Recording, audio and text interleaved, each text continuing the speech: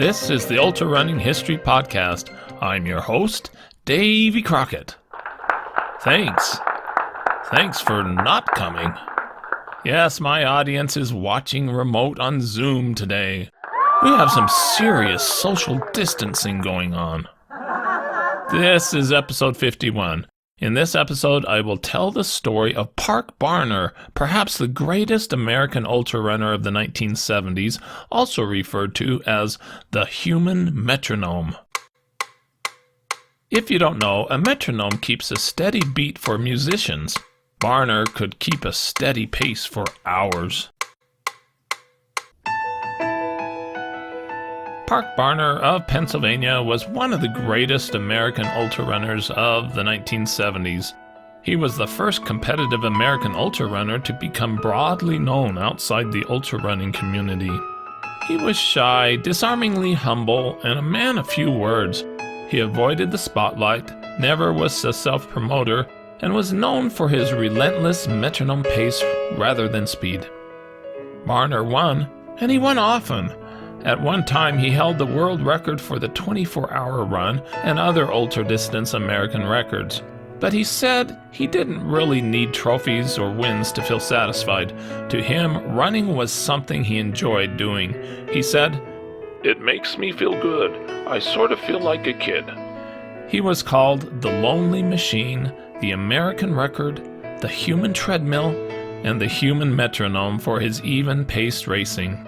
One who knew him well wrote, "What Park has done is merely to shatter the existing standards of what the human body is physiologically capable of doing. He is establishing himself as a living legend in the ultra-distance events." Today, few runners have heard about Park Barner. Here is his story. Park Ivan Barner Jr. was born January 13, 1944, in Pennsylvania. His Barner ancestors immigrated to the Pennsylvania Dutch region during the 1700s and lived there for 6 generations around the Harrisburg area. His father, Park Ivan Barner Sr., was an electrical technician and in military service when Park was born. He soon went away to serve with the Army in World War II while Park was only an infant. Park Barner was on the track team in high school and ran the mile.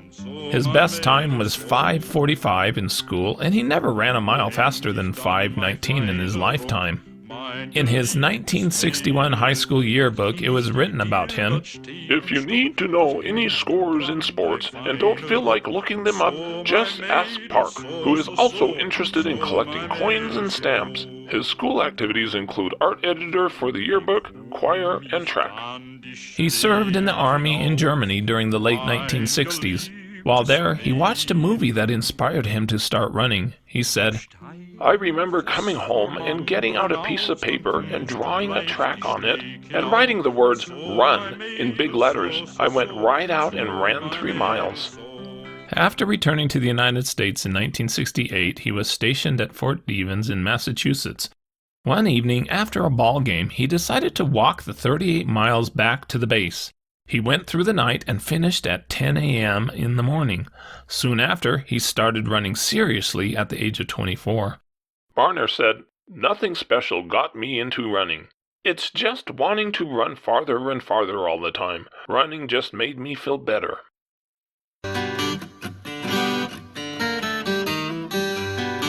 In 1969, after spending 4 years in the Army, as he was getting ready for civilian life, he was told by an Army doctor looking at his aching knees, "You'd better forget about running." But Barner had been dreaming about running the Boston Marathon, and after he got out of the Army, he started to seriously train. 3 months later, he finished Boston slowly in 5:16.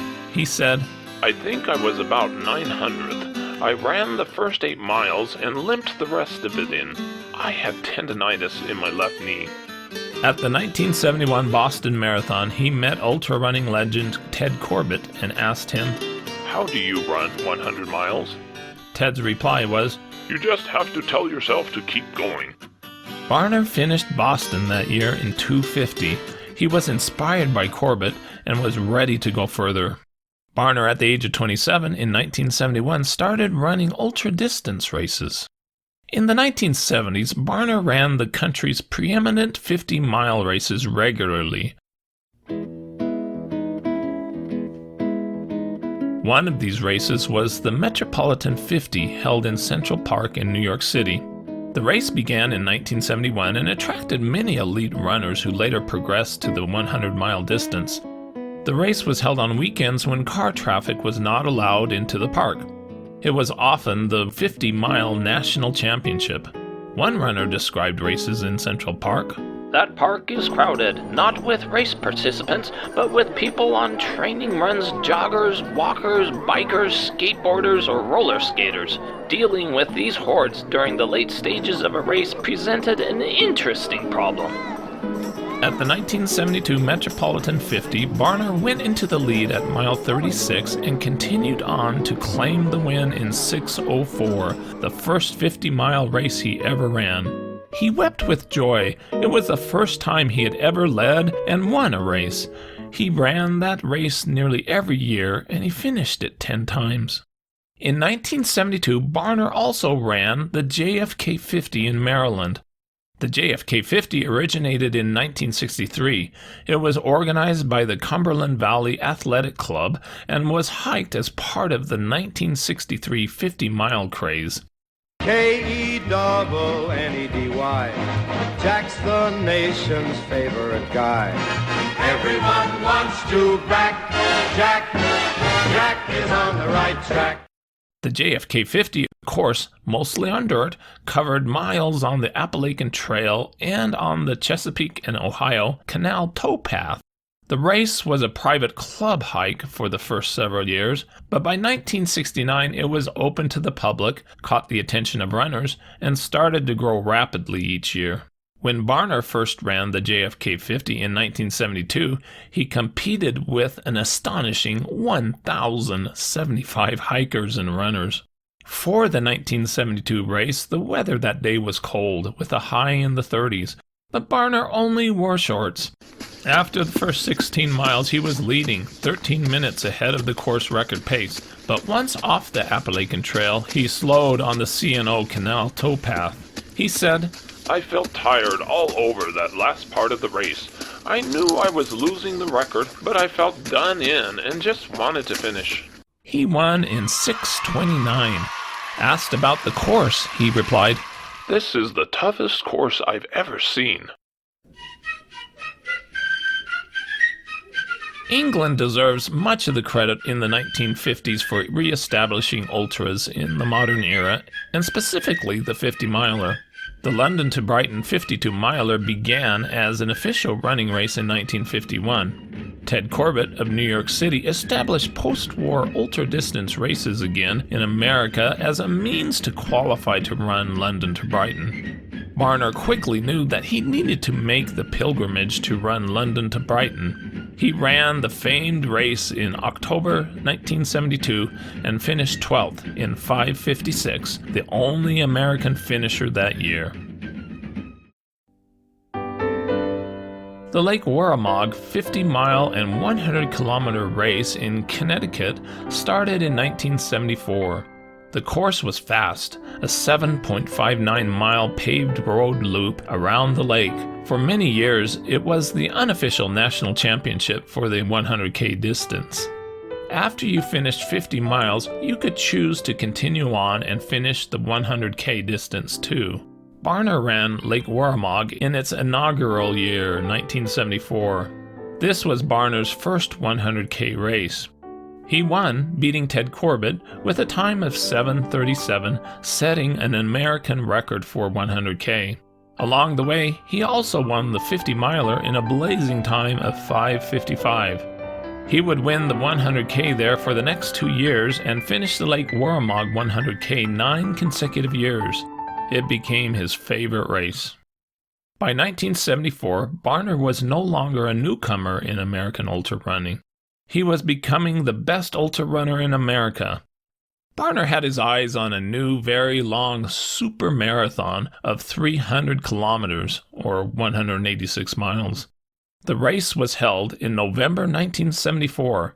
He went to Washington, D.C. to run the length of the Chesapeake and Ohio Canal, dirt towpath from Georgetown to the canal's end at Cumberland, Maryland.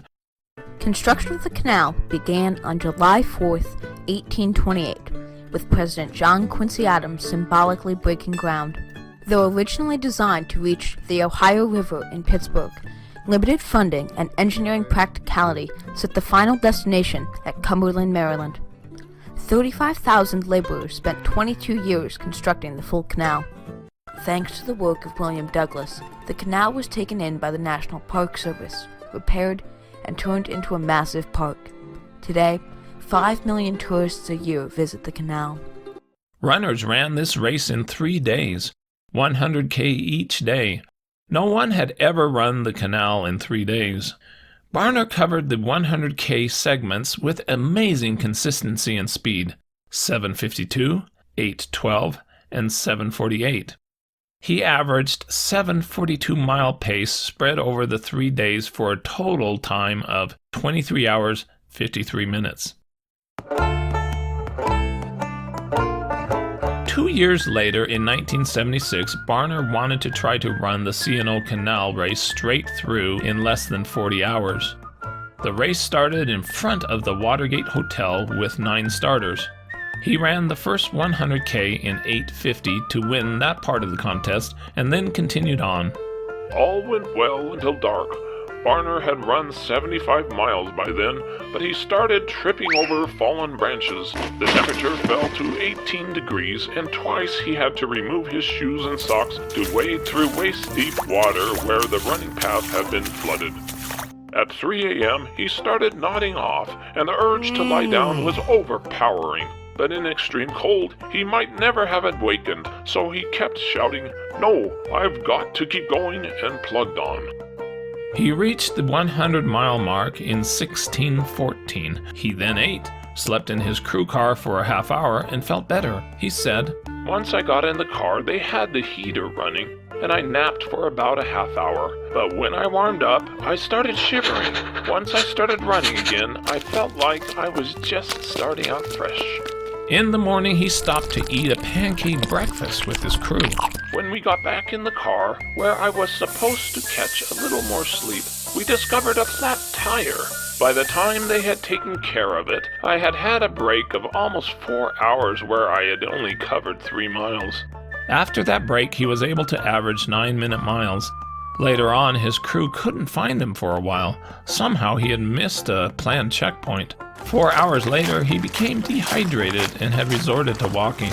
At mile 156, luckily his crew showed up and took care of him during a 35-minute break. He drank his favorite drink of orange juice mixed with honey. Barner finished in 36 hours, 48 minutes, 34 seconds. None of the other 5 entrants finished.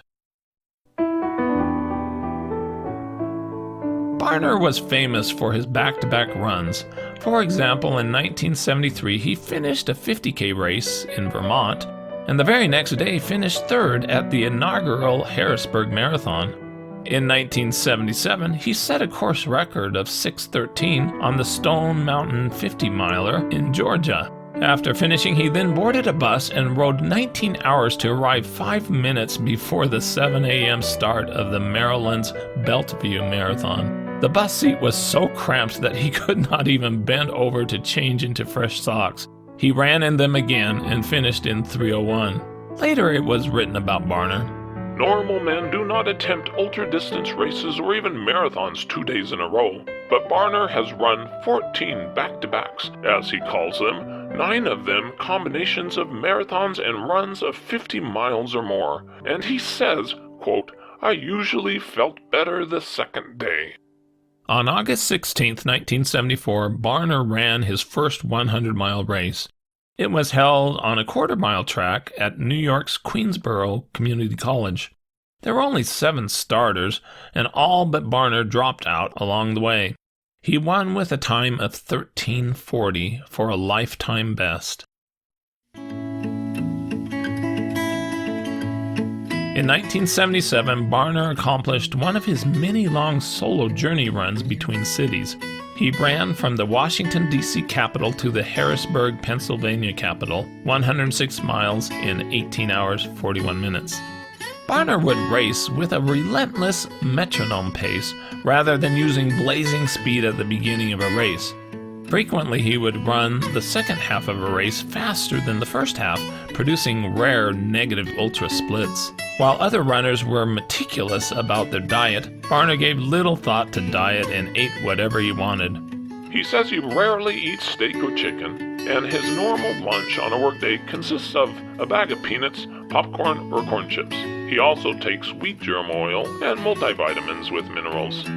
He had the reputation of being very durable, only wearing a t-shirt and shorts when running in sub-freezing weather. By 1978, Barner had finished 41 races of 50 miles or longer and won 19 of them. In June 1978, the New York Roadrunners Club started to put on yearly 100-mile races at Flushing Meadows, the site of the 1964 World's Fair. The course that year was on a paved 2.27 loop around Meadow Lake. Runners would run 44 loops. Barner was among the 21 invited starters who ran in the first Unisphere 100. The race started at 4 p.m. and Barner ran alone, apart from the others, and took off uncharacteristically fast from the start. By 50 miles at 5:59, he lapped everyone else in the field. During the night, the officials placed candles in bags around the lake at locations where there weren't street lamps. There was no fence around the lake. We worried that when runners lost concentration after 60 miles, they might fall into the lake. Barner reached mile 75 in just under 10 hours and cruised to the win with a time of 13 hours, 57 minutes. His only complaint was that the course was too flat. I would have preferred a few hills. Barner was ready to try his hand at a 24-hour race. He set his sights on running at Glassboro, New Jersey at the end of October in 1978. 2 weeks before his attempt, he ran from Pittsburgh to Harrisburg 203 miles with no sleep and only 3 meals in less than 37 hours. At the 24-hour race, there were 9 starters who ran on a cinder track at the State College. Don Choi, the American record holder, pushed a fast pace and built up an 18-lap lead on Barner. Choi dropped out at mile 113 and Barner took the lead. During the race, he drank 3 quarts of Gatorade, 2 quarts of diluted orange juice, 1 quart of coffee, and 1.5 gallons of water. Before power bars existed, Barner would eat frozen chocolate cookie dough during his ultras. He ran strongly to the end and finished with 152 miles, a new American record. After the race, he commented that he could have run 300 miles and wondered when someone would hold a 48-hour race. Hungry for more races, after only a 2-hour nap, he drove to Maryland to run a 50-miler the next day, where he finished in 5th in 8:16. After that amazing accomplishment, Barner was featured in the November 1978 Sports Illustrated magazine. The article mentioned that he never did stretching exercises. He said, "It's a waste of time. Let other people do it. Why should I do something that wastes my time?" Asked if he ever pulled a muscle, he said once when he was trying to run fast in high school. 5 days a week, his workout consists of 2 4-mile jogs to and from his office in the State Department of Revenue building in Harrisburg, where he works as a computer programmer. He rarely goes faster than 8-minute miles.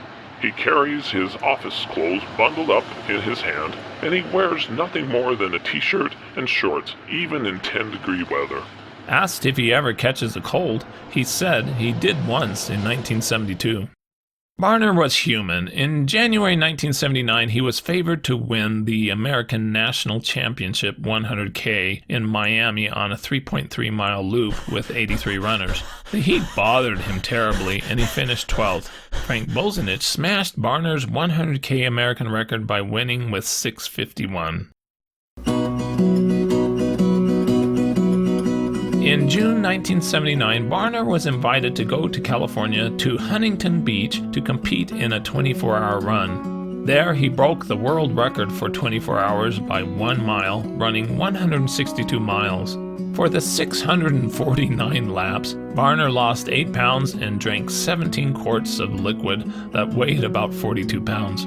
He said, I didn't stop and only had one bathroom stop, and that was it. About the record, he said, It was something that just happened. After I ran 100 miles, I felt the best I'd had the whole run. I knew I had a shot at the record. Barner received an invitation to appear on The Tonight Show hosted by Johnny Carson. He turned it down because he preferred to save his vacation days for traveling to ultras. He did later appear on the network show PM Magazine. Later, the world record wasn't accepted by those in the U.S. trying to control running records at the time because the race did not record lap times as was required, even though protocol had been given ahead of time to the race director. The lap recorders checked off each lap and only recorded the time of each mile with a clock time, hours and minutes without seconds. Barner said he wasn't disappointed because of the technicality, but honest history does include this record, one of Barner's greatest accomplishments. For December 1979, Barner logged a staggering 754 miles to close out the year with 5,299 total miles. In January 1980, Barner ran 689 miles. He explained, I don't like to think of running as training, so I try to accomplish something when I run. Last month, I had jury duty in Carlisle, so I ran the 31 miles there each day. A couple of times I ran home and took the long way, which is 51 miles.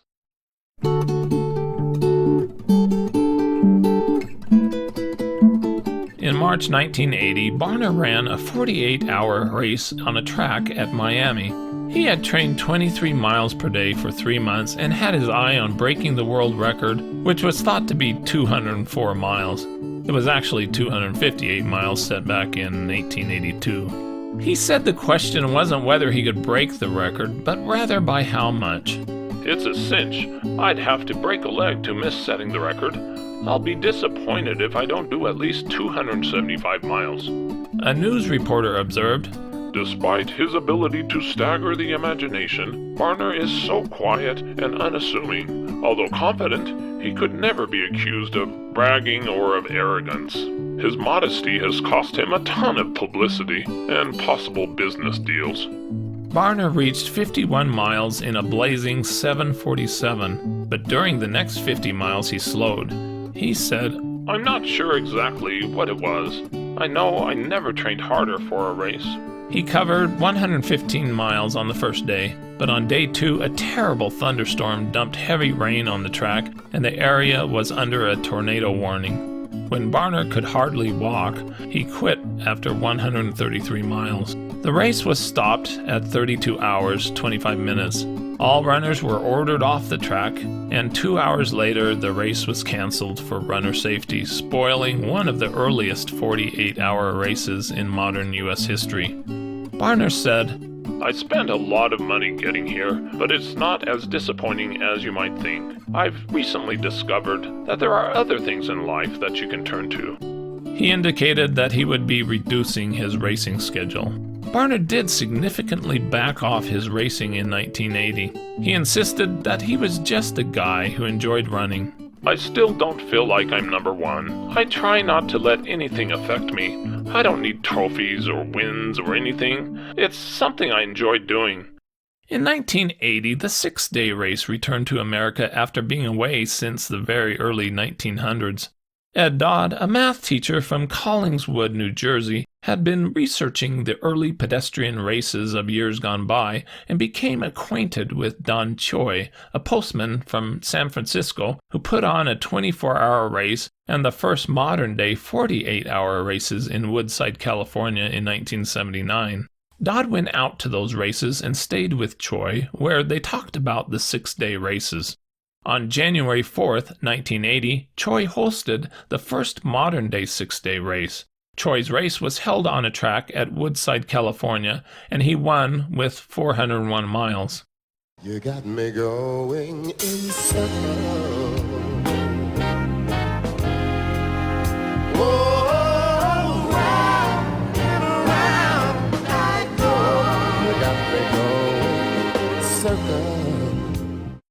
2 months later, also in 1980, Dodd organized his own race, the Edward Payson Weston 6-day Go-As-You-Please Invitational Track Race, held on a cinder track in Pennsauken, New Jersey. Dodd recalled, "We put the race together in about 4 weeks on a cinder track, built during the Depression and never kept up. We erected 4 big lights in the center of the football field and dragged the track. We had a card table where the runners would record their times themselves at the end of each mile, and a table with an ice chest for drinks. Each runner was on their own as far as aid, drinks, and food went." 6 runners took part, and Choi won that first year with 425 miles. For the June 1981 race, Barner, age 37, decided to step up his racing mileage and enter the 6-day race. Those going 250 miles or more would receive a belt buckle, and the winner would gain possession of the Weston Cup in honor of the historic 19th century pedestrian Edward Payson Weston. 13 runners started. There was some confusion right before the start, as they were assigned lap counters to each runner. Marcy Schramm from New York, the only women competitor, joked, quote, I'm the girl. They should be able to figure that out. Conditions started out warm, but not too humid, with a breeze. It got up to 85 degrees on the first day. Schramm led the race overall for the first 70 miles. Barner took the lead at mile 81 and posted the highest mileage that day, with 128 miles. There were thick sponges soaking in a tub of water for the taking and cold drinks on a table, although many runners provided their own particular fluids. After the first day, Barner's strategy involved never being on the track for more than 12 hours per day, and then to rest at a motel nearby. At one point, he was off the track for 15 hours straight, but while on the track, he was a machine. On the last day, after he broke Choi's previous year's 425-mile record and adding 5 more for 430 miles, he decided to not run for the last few hours. He had a comfortable lead and watched from the stands. In the end, he won with 430 miles. Marcy Schramm also won with 384 miles and placed second overall. At the 1982 Weston, Barner ran again. His first lap took him 11 minutes 14 seconds because he paused on the backstretch to help his wife finish setting up their tent. He ran a steady pace to reach 116 miles after the first day. He then changed his strategy and chose to stay away from the heat of the afternoon each day and used that period as his rest-sleep time. He was never on the track from about 2 p.m. to 11 p.m. Barner essentially made it a personal stage race for himself. That is, while his competitors were going as they pleased, Barner kept up a consistent regimen of one long motel stay each afternoon, followed by a single long run each night and morning. When he was on the track, his 9-minute mile pace for hours and hours let him rest longer. With a couple hours to go, he stopped at 444 miles, liking that number, but then added 1 more mile when he learned that Australia's Joe Record had done 444 miles the past November in England. His racing strategy broke the modern-day American record. Barner was an ultra-running legend. One runner at Weston commented, I got to run with him and enjoyed talking to him. He's the first ultramarathoner I ever heard of, so I was glad to meet him. Barner ran in some crazy long races across states. He entered a September 1982 500-mile stage race along much of Lake Michigan. Freshwater highway coming down from Canada, all around the shoreline, you can hear them sing. The Say Yes to Michigan race started in the northern reaches and headed to Detroit in the south. They were allowed 16 hours of running each day from 5 a.m. to 9 p.m. Park had acquired a mysterious back spasm, which at one point had him hanging from a tree to relax his spine. The next morning, after a collision with a skunk from which he somehow escaped odorless, he was back to normal. He won the race in 6 days, 6.5 hours, and was the only finisher among the 3 starters. As Barner reached age 43, his 50-mile time increased towards 7 hours, and he knew that he was getting older. Shortly after that, he retired from running ultras at that early age. One can only wonder what he could have accomplished if he would have started running the trail 100-milers that were springing up at the time. He probably could have excelled with his controlled metronome pace.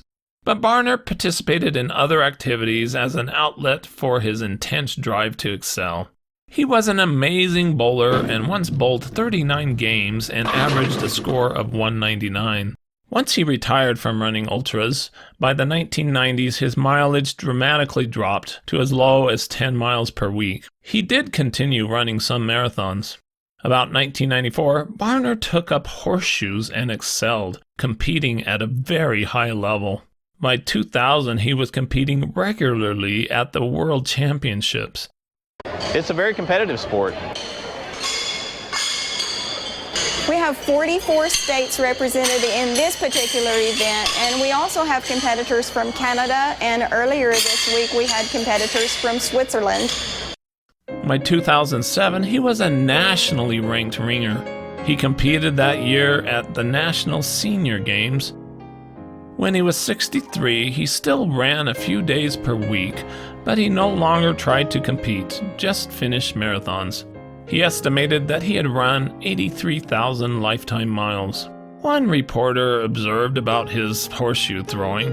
Barner looks younger and fitter than most of his competition, and the look in his eyes suggests he is totally focused. Ask him if he tried other sports, he replies without fanfare, "I was once one of the best ultramarathoners in the world."